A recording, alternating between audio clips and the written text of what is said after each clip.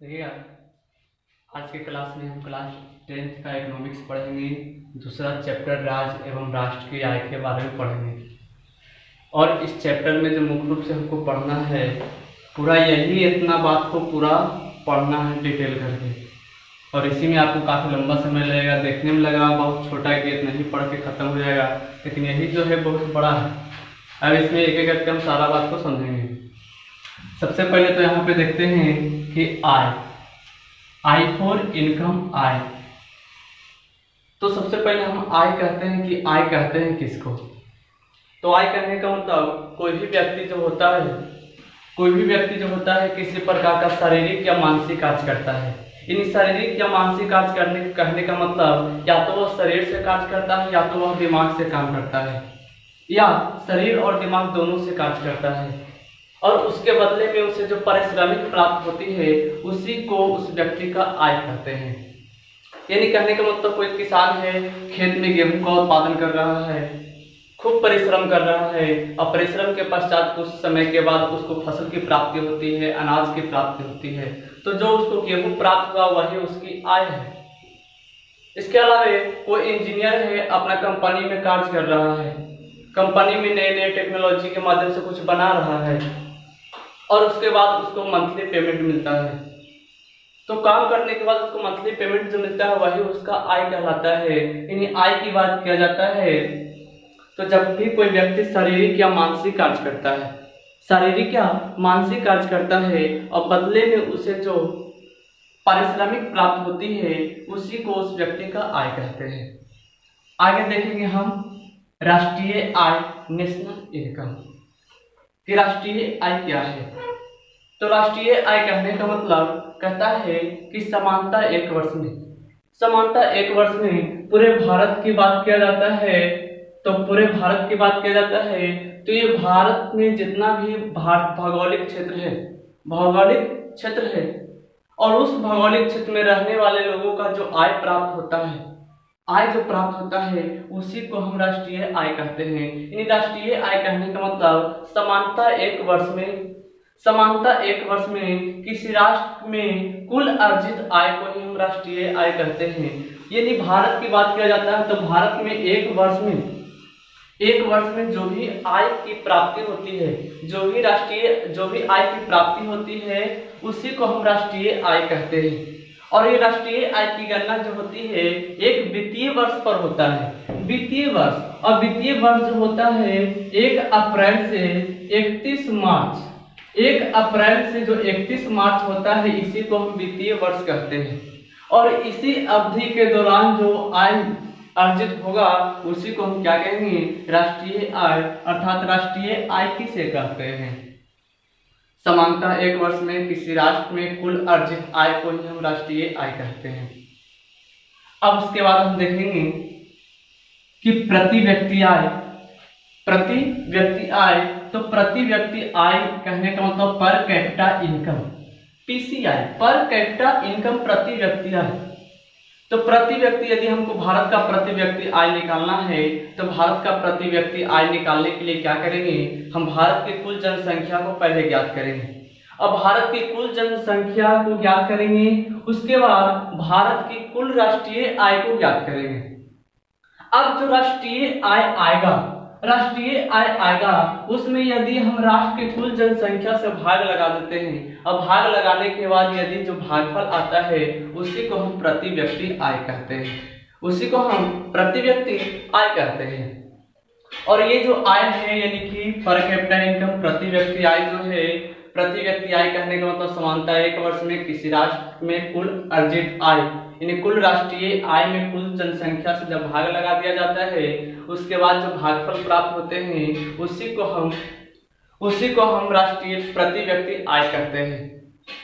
उसके बाद देखते हैं कि ग्रॉस डोमेस्टिक प्रोडक्ट,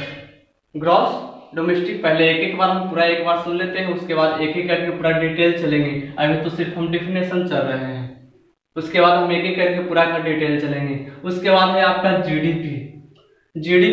जीडीपी कहने का मतलब ग्रॉस डोमेस्टिक प्रोडक्ट, जिसको हम कहते हैं सकल घरेलू उत्पाद कहता है कि समानता एक वित्तीय वर्ष में समानता एक वित्तीय वर्ष में किसी देश के भौगोलिक क्षेत्र के अंदर, ये जो है आपका देश है, मान लीजिए भारत है, और ये भारत देश के सीमा के अंदर इसका जो भौगोलिक सीमा है, भौगोलिक क्षेत्र के अंदर कुल उत्पादित वस्तुओं एवं सेवा, यानी कहने का मतलब वस्तु का उत्पादन होगा, सेवा का उत्पादन होगा, और ये कुल उत्पादित वस्तुओं एवं सेवाओं का जो मौद्रिक मूल्य कहलाएगा बाबू, उसी मौद्रिक मूल्य को हम जीडीपी कहते हैं, जीडीपी कहते हैं। यानी समानता एक वित्तीय वर्ष में किसी राष्ट्र के भौगोलिक क्षेत्र के अंदर कुल उत्पादित वस्तुओं एवं सेवाओं के मौद्रिक मूल्य को हम सकल घरेलू उत्पाद या ग्रॉस डोमेस्टिक प्रोडक्ट कहते हैं, यानी कि जीडीपी कहते हैं। अब इसमें देखिएगा एनएनपी कहता है क्या कि ग्रॉस नेशनल, जीएनपी कहता है आपका ग्रॉस नेशनल प्रोडक्ट, सकल राष्ट्रीय उत्पाद। और सकल राष्ट्रीय उत्पाद कहने का मतलब, ये क्या है, समानता एक वित्तीय वर्ष में किसी राष्ट्र के जीडीपी में, किसी राष्ट्र के जीडीपी में यदि भारतीयों द्वारा विदेशों से अर्जित किया गया धन को जोड़ दिया जाता है और विदेशियों द्वारा भारत से अर्जित किया गया धन को घटा दिया जाता है, उसके बाद जो प्राप्त होता है उसी को हम जीएनपी कहते हैं, जहां x बराबर कहता है कि भारतीयों द्वारा विदेशों से अर्जित किया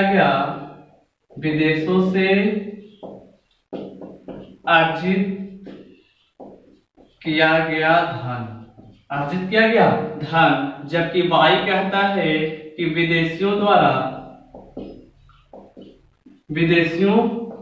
द्वारा भारत से अर्जित किया गया धन। यानी कहने का मतलब जीडीपी में कुछ भारतीय ऐसे भी है जो आपके भारत से बाहर दूसरे देश में जाकर कमा रहे हैं। तो जो दूसरे देश में जाकर के कमा रहे हैं, वो कमा करके यदि भारत में पैसा लाया जाता है और उस पैसा को जोड़ दिया जाता है, लेकिन कुछ विदेशी ऐसे भी जो दूसरे देश से आकर के भारत में कमा रहे हैं और भारत से कमा करके अपने देश पैसा ले जा रहे हैं, तो यदि उसको हम घटा देते हैं और इसके बाद जो प्राप्त होता है उसी को हम जीएनपी कहते हैं। यानी समानता एक वित्तीय वर्ष में किसी राष्ट्र के जीडीपी में भारतीयों द्वारा विदेशों से अर्जित किया गया धन को जोड़ दिया जाता है तथा विदेशियों द्वारा भारत से अर्जित किया गया धन को घटा दिया जाता है, उसके बाद जो परिणाम आता है उसी को हम एक जीएनपी कहते हैं। उसके बाद हम एनएनपी देख लेते हैं कि एनएनपी क्या है। तो एनएनपी कहता है कि यदि जीएनपी में से यदि हम घिसावट या खर्च को घटा देते हैं, तो घिसावट या खर्च को घटा देते हैं, उसके बाद जो प्राप्त होता है उसी को हम एनएनपी कहते हैं। अब देखिएगा, समझने के लिए हम एक एक बात समझेंगे पूरा एनएनपी तक। हम बताएं तीन चीज, एक आपका जीडीपी, एक आपका जो है जीडीपी, और दूसरा जो हम बता रहे हैं आपका जीएनपी, और तीसरा जो है आपका एनएनपी। समझिएगा, मान लीजिए कि मोहन है, एक सोहन है और एक रोहन है। और ये जो है, ये दोनों व्यक्ति मोहन और सोहन जो है घर में काम करके, कृषि कार्य करके, या घर में ही रह करके कृषि कार्य करके मोहन जो है 8,000 रुपया महीना कमाता है और सोहन जो है 7,000 रुपया महीना कमाता है। लेकिन एक और उसी घर का सदस्य है रोहन। उसी घर का सदस्य कौन? रोहन। जो रोहन जो है दिल्ली में रह करके मान लीजिए कि 15,000 रुपया कमाता है। अब बात समझिएगा, 15 की जगह हम यहाँ पे 10 ही कर देते हैं समझने में आसानी से। अब देखिएगा, ये मोहन है, सोहन है, घर पर ही रह करके कृषि कार्य करके वो जो है मोहन 8,000 रुपये प्रति माह कमाता है, सोहन जो है 7,000 रुपये प्रति माह कमाता है। और यहाँ पे गांव में देखते होंगे कि कुछ बेरोजगार युवा भी होते हैं, कुछ बेरोजगार युवा भी होते हैं जो गांव के नदी के नहर के पुल पर बैठ जाते हैं या देवी स्थान के मंदिर पर बैठ जाते हैं, जो बेरोजगार युवा लोग होते हैं। अब बेरोजगार युवा लोग अपने में चर्चा करते हैं, कहीं ना कहीं के खिस्सा निकालते हैं, और वही चर्चा में होता है क्या, वही चर्चा में होता है क्या कि मोहन जो है 8,000 रुपया कमा रहा है और सोहन 7,000 रुपया कमा रहा है, यानी टोटल उसके घर में 15,000 रुपया आ रहा है, टोटल उसके घर में 15,000 रुपया आ रहा है। तो ये जो 15,000 रुपया आ रहा है, यही क्या है, जीडीपी, यही क्या है, जीडीपी।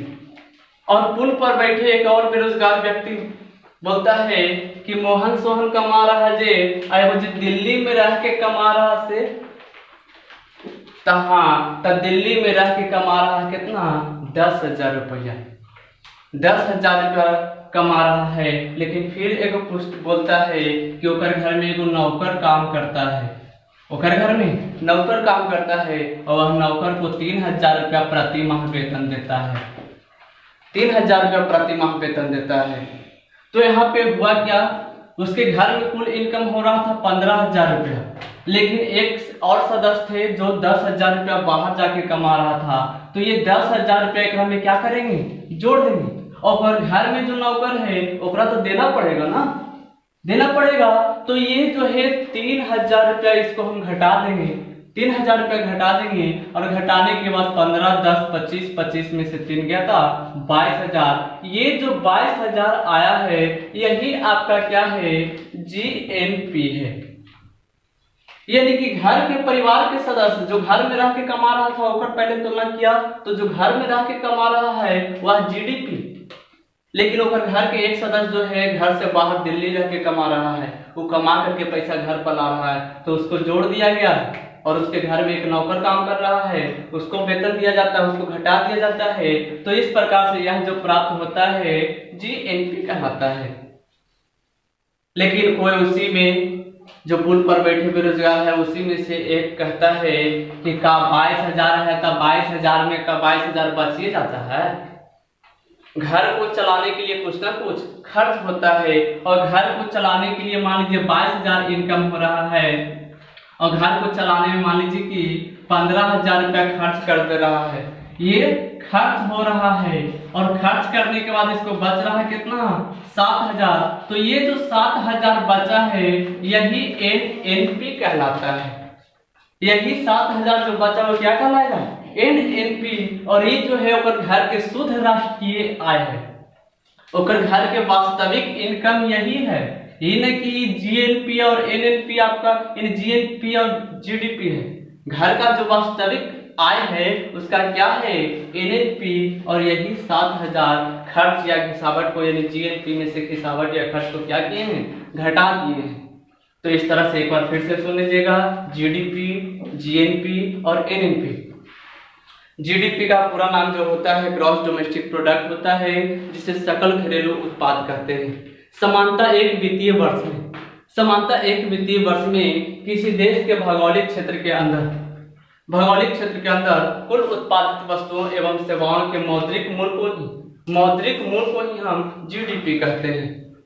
उसके बाद जीएनपी तो समानता एक वित्तीय वर्ष में किसी राष्ट्र के जीडीपी में भारतीयों द्वारा विदेशों से अर्जित किया गया धन को जोड़ दिया जाता है, तथा विदेशियों द्वारा भारत से अर्जित किया गया धन को घटा दिया जाता है, और उसके बाद जो परिणाम आता है उसी को हम जीएनपी कहते हैं।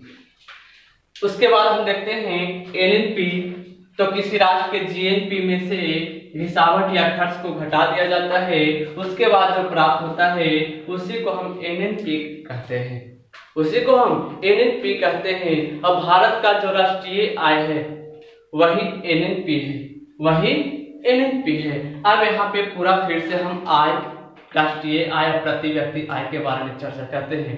अब यहाँ पे देखें कि जीडीपी, जीएनपी, एनएनपी तो हम समझ गए।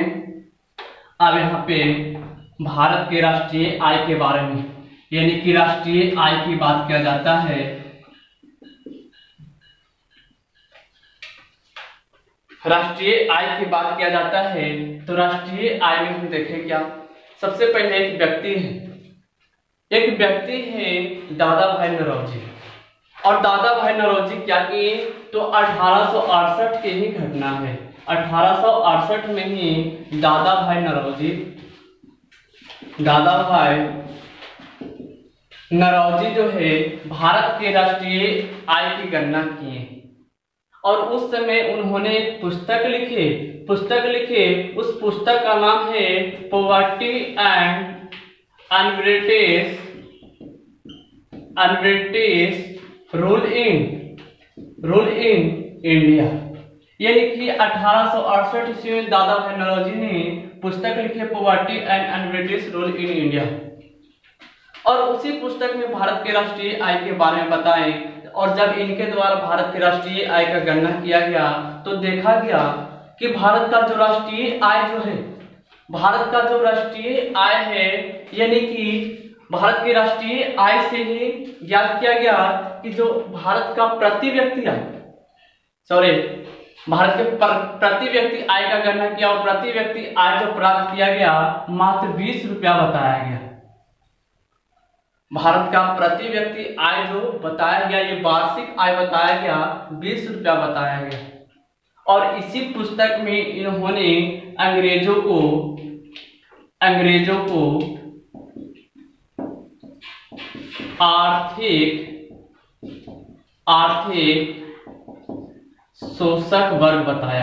आर्थिक शोषक वर्ग बताए। ये नहीं सुनिएगा कि भारत में सर्वप्रथम जो राष्ट्रीय आय की गणना किया गया है, भारत में सर्वप्रथम जो राष्ट्रीय आय की गणना हुआ है, भारत में जो सर्वप्रथम राष्ट्रीय आय की गणना हुआ है वो 1868 ईस्वी में हुआ है और दादा भाई नौरोजी के द्वारा किया गया है। उस समय उन्होंने एक पुस्तक लिखे हैं poverty and un-British rule in India, जिसमें अंग्रेजों को भारत का आर्थिक शोषक वर्ग बताएं और भारत का प्रति व्यक्ति आय जो था, भारत का जो प्रति व्यक्ति आय था वो 20 रुपया बताया गया। तो इस प्रकार से हम देखें क्या कि भारत में सर्वप्रथम राष्ट्रीय आय की जो गणना हुआ है 1868 ईस्वी में दादा भाई नौरोजी के द्वारा किया गया है। और उन्होंने पुस्तक लिखे हैं poverty and un-British rule in India, जिसमें अंग्रेजों को भारत का आर्थिक शोषक वर्ग बताया और भारत का जो राष्ट्रीय आय बताया गया वो मात्र 20 रुपया बताया गया। यानी भारत का जो राष्ट्रीय आय बताया गया उस राष्ट्रीय आय के अनुसार प्रति व्यक्ति आय निकाला गया तो मात्र 20 रुपया बताया गया। अब इसमें देखा गया कि जब 1911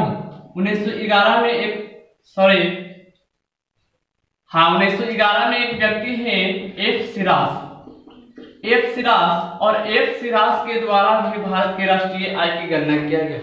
भारत के राष्ट्रीय आय की गणना किया गया और उस राष्ट्रीय आय की गणना के आधार पर भारत का प्रति व्यक्ति आय 49 रुपया बताया गया।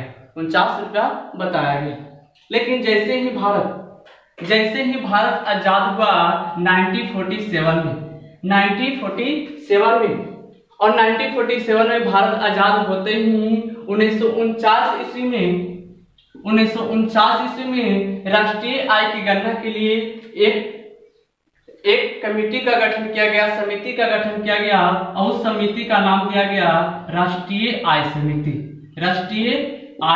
समिति। और ये जो राष्ट्रीय आय समिति का गठन हुआ है 1949 ईस्वी में पीसी महालनोबिस के अध्यक्षता में।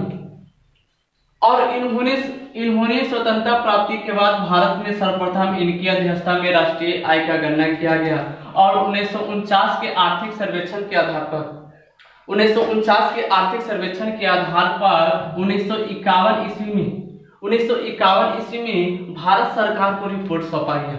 और जो भारत सरकार का रिपोर्ट सौंपा गया उसमें भारत का राष्ट्रीय आय जो बताया गया 8,650 करोड़ रुपया बताया गया। 8,650 करोड़ रुपया बताया गया, जबकि प्रति व्यक्ति आय 246 रुपया 90 पैसा बताया गया। 90 पैसा बताया गया। यानी कि यहाँ से क्वेश्चन देता है कि स्वतंत्रता प्राप्ति के बाद भारत में कब और किस उद्देश्य से, स्वतंत्रता प्राप्ति के बाद भारत में कब और किस उद्देश्य से राष्ट्रीय आय समिति का गठन किया गया। तो स्वतंत्रता प्राप्ति के बाद भारत में 1949 ईस्वी में पीसी महालनोबिस की अध्यक्षता में राष्ट्रीय आय समिति का गठन किया गया, जिसका मुख्य उद्देश्य राष्ट्रीय आय और प्रति व्यक्ति आय का गणना करना था। 1949 के आर्थिक सर्वेक्षण के आधार पर 1951 में भारत सरकार को रिपोर्ट सौंपा गया, जिसमें भारत का राष्ट्रीय आय 8,650 करोड़ रुपया बताया गया, जबकि प्रति व्यक्ति आय 246 रुपया 90 पैसा बताया गया। 246 रुपया 90 पैसा बताया गया। अब यहाँ पे देखते हैं कि वर्तमान की बात किया जाता है कि वर्तमान में इसी में क्या हुआ, धीरे धीरे राष्ट्रीय आय समिति की गणना के लिए इसमें धीरे धीरे बदलाव किया गया और 1951 ईस्वी में एक रिपोर्ट तो सौंप दिया गया और उसी 1951 ईस्वी में केंद्रीय सांख्यिकी संगठन का गठन किया गया। एक केंद्रीय सांख्यिकी संगठन CSO, सेंट्रल स्टैटिस्टिकल ऑर्गेनाइजेशन, इसका जो गठन हुआ 1951 ईस्वी में, 1951 ईस्वी में गठन हुआ और यह 1954 ईस्वी से कार्य करना प्रारंभ कर दिया।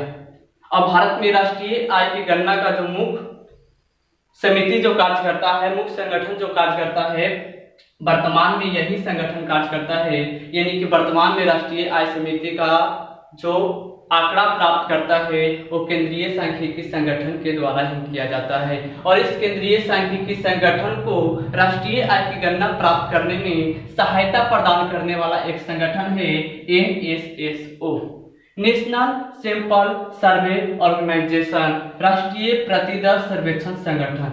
और ये राष्ट्रीय प्रतिदर सर्वेक्षण संगठन जो है, राष्ट्रीय प्रतिदर सर्वेक्षण संगठन जो है वो केंद्रीय सांख्यिकी संगठन को राष्ट्रीय आय की गणना करने में सहायता प्रदान करता है। अब यहाँ पे देखते हैं कि 2008-9 के अनुसार की बात किया जाता है।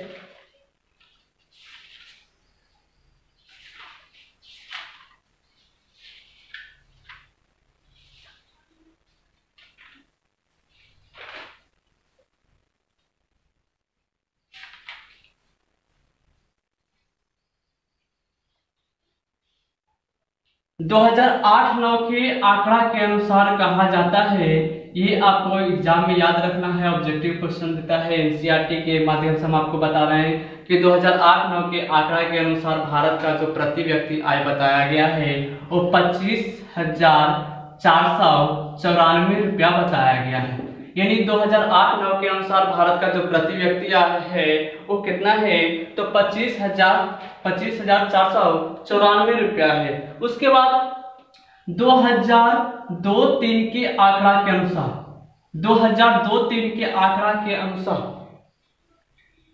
भारत में सर्वाधिक आय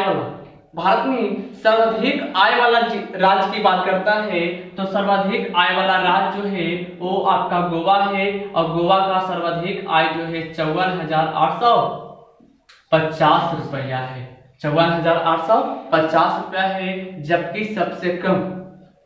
सबसे कम आय वाला राज्य की बात करता है तो बिहार है कितना, तो 5700 रुपया।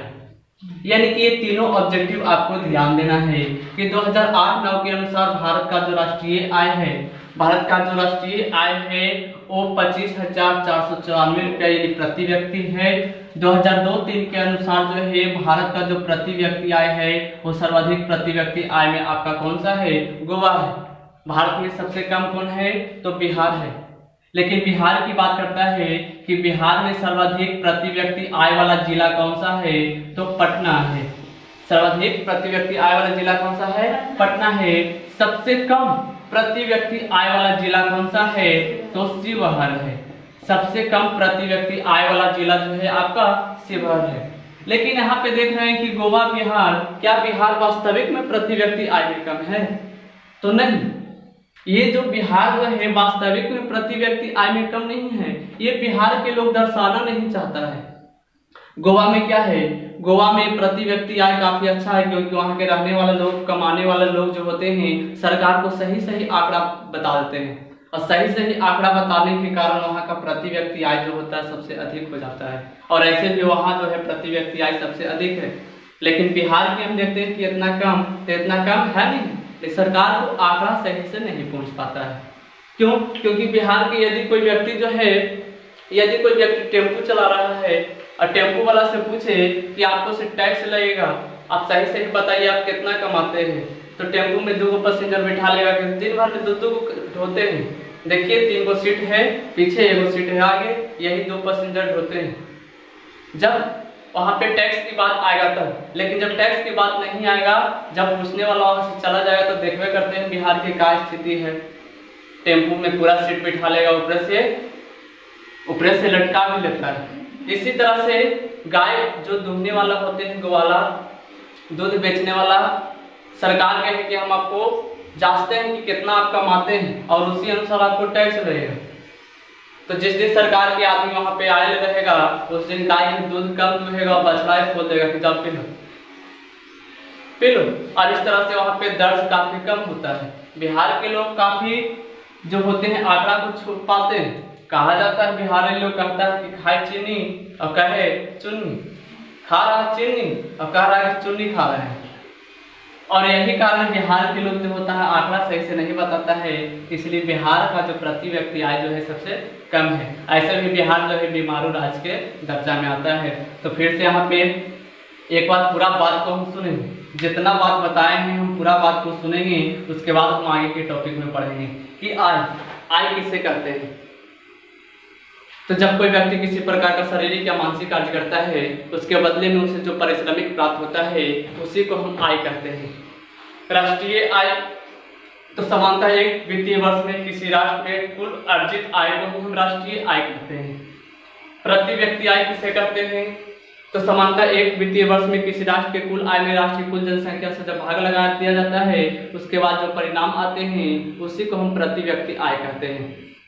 जीडीपी तो ग्रॉस डोमेस्टिक प्रोडक्ट, इसी को कहते हैं सकल घरेलू उत्पाद।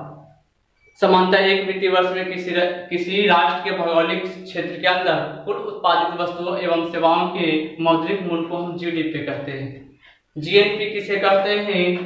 तो सामान्यतः एक वित्तीय वर्ष में किसी राष्ट्र के जीडीपी में भारतीयों द्वारा विदेशों से अर्जित किया गया धन को जोड़ दिया जाता है तथा विदेशियों द्वारा भारत से अर्जित किया गया धन को घटा दिया जाता है। इसके बाद जो प्राप्त होते हैं उसी को जीएनपी कहते हैं। एनएनपी तो किसी राष्ट्र के एक वित्तीय वर्ष में किसी राष्ट्र के जीएनपी में से हिसावट या खर्च को घटा दिया जाता है, तो उसी को हम जीएनपी कहते हैं, एनएनपी कहते हैं, यानी शुद्ध राष्ट्रीय आय। अब यहाँ पे भारत आय क्वेश्चन कि भारत में राष्ट्रीय आय की गणना कब और किसके द्वारा किया गया था? तो भारत में जो राष्ट्रीय आय की गणना किया गया था सर्वप्रथम 1868 ईस्वी में दादा भाई नौरोजी के द्वारा किया गया था। उन्होंने एक पुस्तक लिखे थे poverty and British rule in India, जिसमें भारत को अंग्रेजों का आर्थिक शोषक वर्ग बताए थे। अंग्रेजों को भारत का आर्थिक शोषक वर्ग बताए थे। अब भारत का प्रति व्यक्ति आय मात्र 20 रुपया बताए थे। उसके बाद 1911 ईस्वी में एफ सिरास ने भारत का प्रति व्यक्ति आय 49 रुपया बताए। 49, ये सभी बता रहे हैं, सब वार्षिक आंकड़ा बता रहे हैं। 49 रुपया क्या वार्षिक, 20 रुपया क्या वार्षिक। उसके बाद आया क्वेश्चन है कि स्वतंत्रता प्राप्ति के बाद भारत में कब और किस उद्देश्य से राष्ट्रीय आय समिति का गठन किया गया?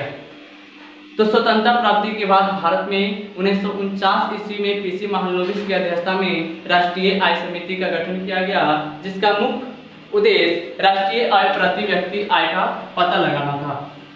उन्होंने 1949 के आर्थिक सर्वेक्षण के आधार पर 1951 ईस्वी में भारत सरकार को अपना रिपोर्ट सौंपा, जिसमें भारत का राष्ट्रीय आय 8,650 करोड़ रुपया बताए, जबकि प्रति व्यक्ति आय 246.90 रुपया बताए। वर्तमान में भारत में राष्ट्रीय आय की गणना करने के लिए एक संगठन बनाया गया है। उस संगठन का नाम है CSO, केंद्रीय सांख्यिकी संगठन, जिसका गठन 1951 ईस्वी में किया गया और 1954 के बाद यह निरंतर कार्य कर रहा है। अब केंद्रीय सांख्यिकी संगठन को सहायता प्रदान करने वाला एक संगठन है जिसको हम NSSO national sample survey organisation कहते हैं, राष्ट्रीय प्रतिदत्त सर्वेक्षण संगठन। 2008-9 के आंकड़ा के अनुसार भारत का प्रति व्यक्ति आय जो है 25,494 रुपया है, 25,494 रुपया है। उसके बाद 2002-03 के आंकड़ा के अनुसार गोवा का जो प्रति व्यक्ति आय है वो 54,850 रुपया है। यानी कि सर्वाधिक आय वाला राज्य आपका गोवा है और सबसे कम आय वाला राज्य जो है वो बिहार है, मात्र 5700 रुपया। बिहार में सर्वाधिक प्रति व्यक्ति आय वाला जिला जो है पटना है और सबसे कम प्रति व्यक्ति आय वाला जिला जो है आपका शिवहर है। यहाँ तक किसी को दिक्कत?